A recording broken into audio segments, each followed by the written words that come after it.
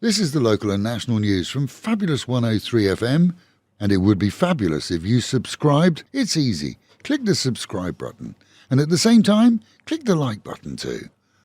Thailand's Cyanide Sarah, the 36-year-old alleged mass killer Sararat or Am, remains in the headlines this morning as it's now predicted that she poisoned up to 20 people with cyanide that she always carried with her and that she carried the antidote too, just in case she poisoned herself.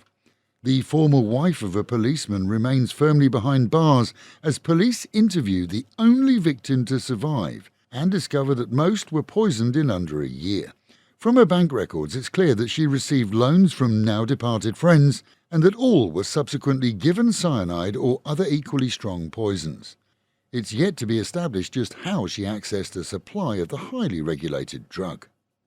As hotels bemoan the lack of Chinese chartered tourists here, and reports indicate that mainly private travellers arriving from China, so from the 8th of this month, a new visa control goes into effect for tour groups.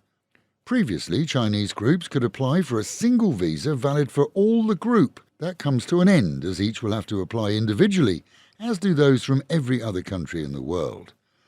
As part of their application, they have to show that they have access to a minimum of 50,000 baht too, much to the dismay of what has become an almost zero baht business for many, seeing profits from travels remaining in China. And each applicant will have to submit details of their hotel bookings here. This as travel agencies there find that their own applications are being rejected as they failed to renew their travel agency cards with the Chinese state during and after COVID. In Nakhon Pathom on Saturday, Air Force investigators were inspecting the site of a plane crash where a small aircraft hit the ground, seeing the instructor pass away at the scene and his student barely survive. All took place during landing, and as is standard procedure, all training flights have been put on hold until the rest of the investigation is completed.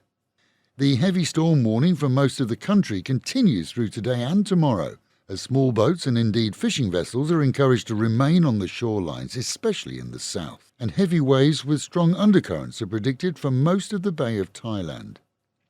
His Majesty the King of Thailand won't be here to celebrate Coronation Day this week on Thursday, which is a national holiday, as he and Her Majesty the Queen will travel to England for the coronation of King Charles in London. Their Majesties were invited along with other global monarchs to the celebrations in Westminster Abbey.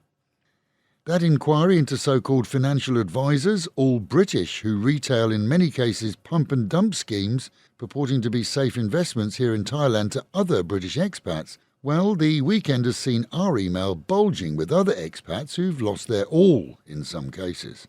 It's now evident that the wily scammers who infiltrate all forms of society and associations to ply their wares have been active in Pattaya, Phuket, Bangkok and Hua Hin.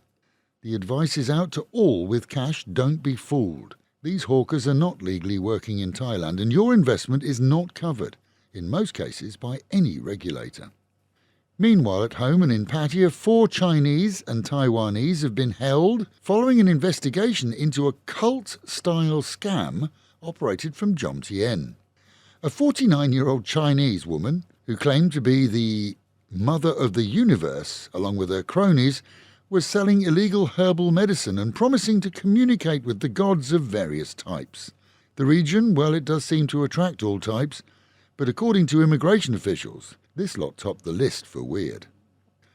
More entertainment venues have been randomly raided by police and investigation teams over the weekend, all checking for valid passports and visas.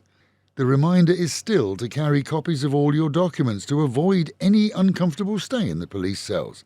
On your telephone or a laminated copy, including visa stamps, it's pretty simple.